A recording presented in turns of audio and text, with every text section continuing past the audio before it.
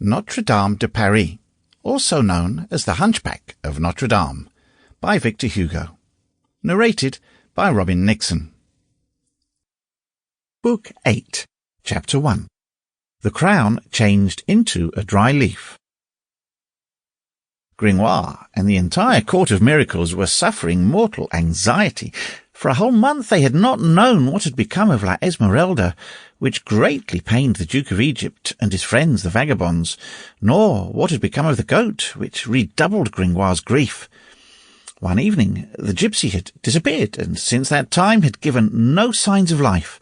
All search had proved fruitless.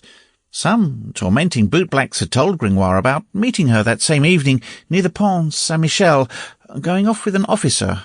But this husband, after the fashion of Bohemia, was an incredulous philosopher, and besides he, better than anyone else, knew to what a point his wife was virginal.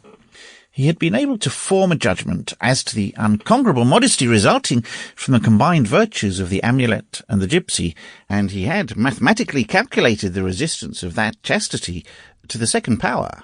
Accordingly, he was at ease on that score. Still, he could not understand this disappearance. It was a profound sorrow. He would have grown thin over it had that been possible. He had forgotten everything, even his literary tastes, even his great work, De Figuris Regularibus et Irregularibus, which it was his intention to have printed with the first money which he should procure, for he had raved over printing ever since he had seen the Didascalon of Hugues de Saint-Victor, printed with the celebrated characters of Vandelin de Speer. One day, as he was passing sadly before the criminal Tournelle, he perceived a considerable crowd at one of the gates of the Palais de Justice. "What is this?" he inquired of a young man who was coming out.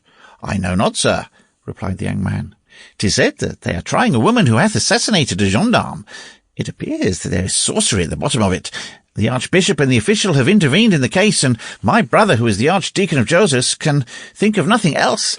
Now I wish to speak with him, but I have not been able to reach him because of the throng, which vexes me greatly, as I stand in need of money."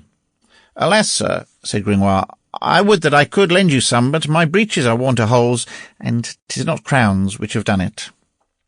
He dared not tell the young man that he was acquainted with his brother the Archdeacon, to whom he had not returned after the scene in the church, a negligence which embarrassed him.